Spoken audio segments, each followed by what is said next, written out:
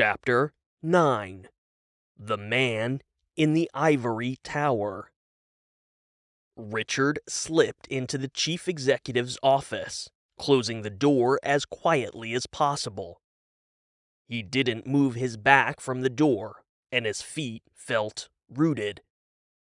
Having worked at Vector since graduating college, this was the first time he had ever stepped into the CEO's office. The office itself was huge, with floor-to-ceiling windows that spanned the front and side walls of the building. The office looked and felt premium, despite its stark minimalism. A massive executive oak desk sat near the side window, and sitting on top was only a small laptop and the company standard IP phone system. No papers, no knickknacks, no personal photographs or memories. Just ruthless efficiency. There was an executive chair behind the desk, but no chairs on the other side, suggesting that Dorian King wasn't fond of people sitting, staying, or even talking while he worked. On the other side of this spacious office was a small meeting table, but conspicuously, there were only 2 chairs around it. Immediately next to the door was a wall of frosted glass. On Justine's side of the glass, outside the office, plants further obscured the view. On the CEO's side, a large credenza seemed to serve no other purpose but to hold a single pitcher of water and 2 empty glasses. The carpeting was weird, though. Half of the office was the same dark, sound-muting carpet present across the rest of the floor. On the back half of the office, underneath the executive desk, there were large, bright white tiles with a nearly invisible light gray grout line. The tile reflected light from the windows, bathing the office in an eerie glow. Richard couldn't help but feel intimidated. After all, wasn't that the point? Dorian King stood on the tile in front of the window panes that overlooked the rally prep in the surface lot below. He was a tall, slender man with silver-white hair that formed an immaculate, coiffed wave atop his head. He wore a dark, tailored suit as equally flawless as his hair. It was the same suit he wore every day, and Richard could only assume he had a closet full of copies. It was Dorian King's black turtleneck and jeans, but classier. With her back to the CEO, Lorraine Dillon leaned against the edge of the executive's desk, facing Richard. She was professional and clean-cut in a strikingly simple black pantsuit with white lining, arms and ankles crossed with casual patience. Her plain, straight brown hair was pulled into a tight, efficient ponytail. While Richard knew she shared a sense of minimal efficiency with the CEO, he also knew she had a warm and friendly personality to offset what would otherwise be interpreted as icy indifference. If it weren't for Lorraine's expression brightening ever so slightly at Richard's arrival, he might have thought he had stepped into a still life painting. It was that quiet, that awkward. Richard opened his mouth, but Lorraine raised a finger to silence him. She smiled as she did so, letting Richard in on the secret. She knew exactly how absurd this looked. And Richard had no reason not to implicitly trust this woman. She had plucked him directly out of the college internship program, while she was still a vice president in finance. Richard learned the ropes of Vector's business and the double, compounded, red-taped hell of corporate and government bureaucracy, while Lorraine quickly climbed from finance to the executive suite, where she assumed the essential second-in-command position of Chief Operations Officer. From the very beginning, she promised Richard she would always have his back, as long as he always had hers. "I've always hated this view." Dorian King spoke softly from the window. The rally preparations were immediately below, but a good chunk of the campus and its facilities sprawled across the impressive vista. "It's the best view in the building, that's why it's yours." Lorraine spoke patiently while looking at Richard, her amused expression saying, "Get a load of this guy, right?" "Your office has a view of the lake," Dorian replied, his tone flat and monotonous. "My office is smaller." It wasn't. At least, not by much. Dorian sighed something soft and wispy.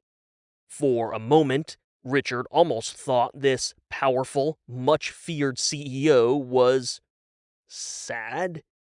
Except that didn't make any sense.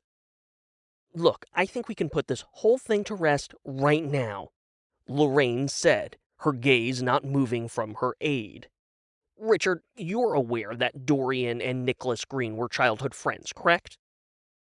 Richard felt his already rapid heart rate jolt uncomfortably. Why the hell was she dragging him into whatever psychotic, supervillain machinations Dorian King was engaged in? Of course he had heard about the history between King and Green. Richard had seen the archival video of the two pint-sized moguls playing cowboys and Indians. And, of course, all the rumors and rampant speculation that Dorian King had gone entirely off the rails.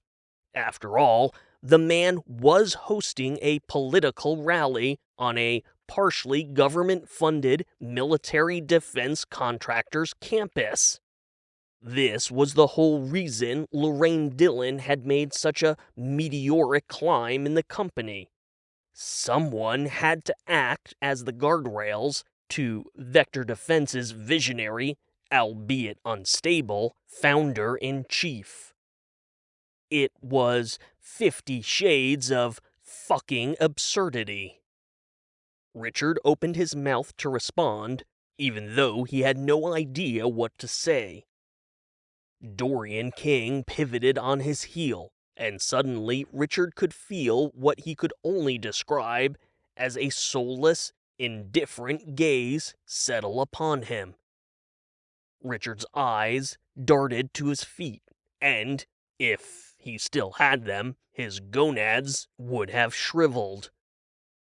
In the brief moment Richard had glimpsed Dorian King's face, he was struck by the man's steely gray eyes, that inhuman coif of hair, a face so neutral and lacking of lines that, if not for the fact that he was standing right there, Richard might have thought Dorian King was a computer-generated image, existing not within reality, but instead solely within the uncanny valley.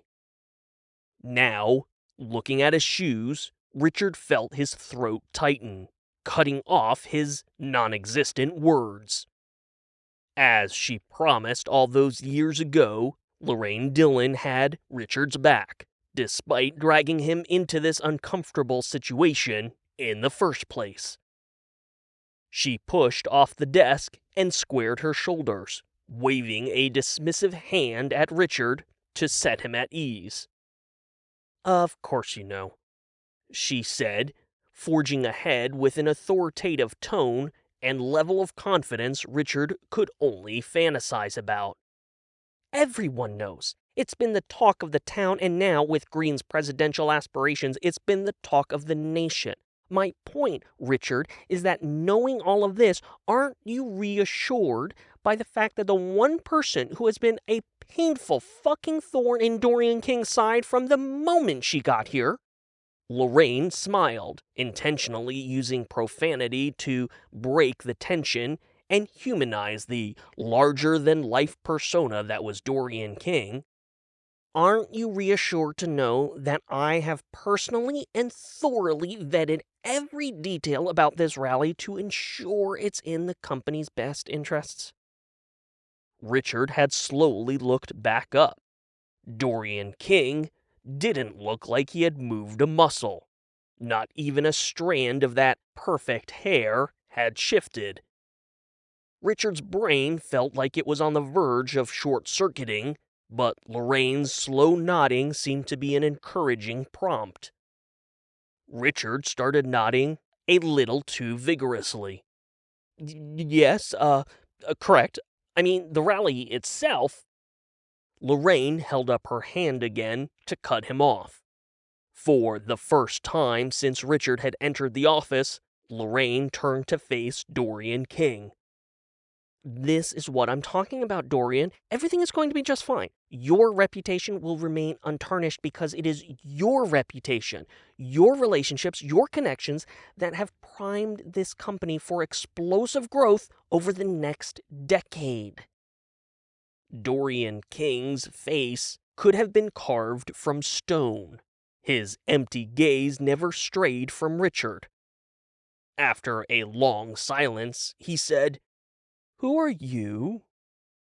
Lorraine laughed, sparing Richard the awkwardness of responding. "This is my executive aide, Dorian. You've met him dozens of times. He sits right across from Justine, just outside your door."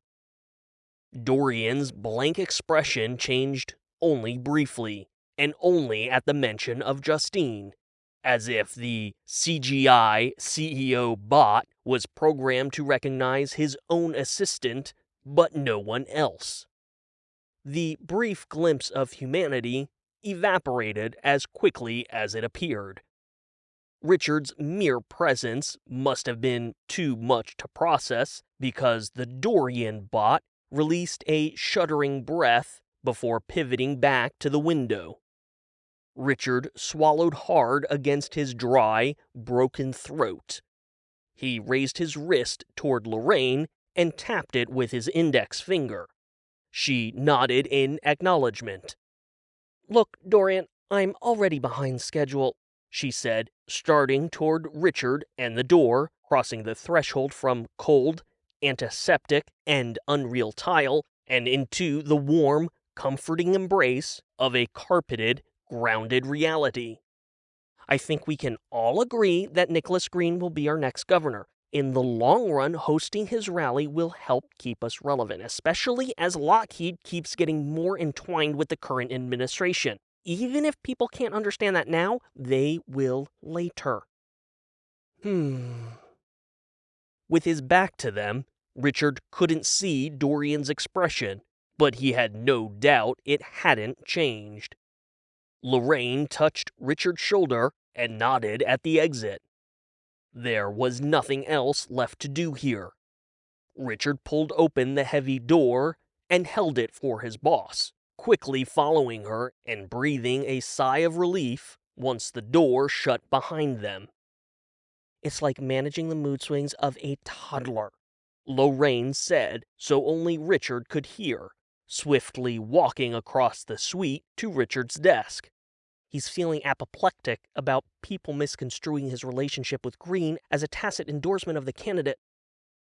Richard didn't know if it was his own scrambled brains or the absurdity of the situation that was confusing. The mood swings of a toddler?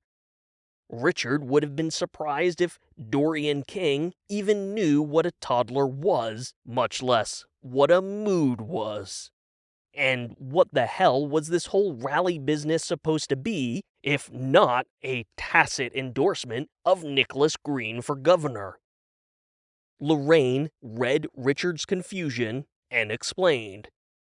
The board has always been worried that we're veering too far into the political waters. But frankly, either we get political or we die. There's no escaping it. Just look at the news. Red channel, blue channel, redder channel. Left to his own devices, yes. Dorian would run this entire company right over a political cliff, but if we can maneuver it just right. Richard nodded slowly.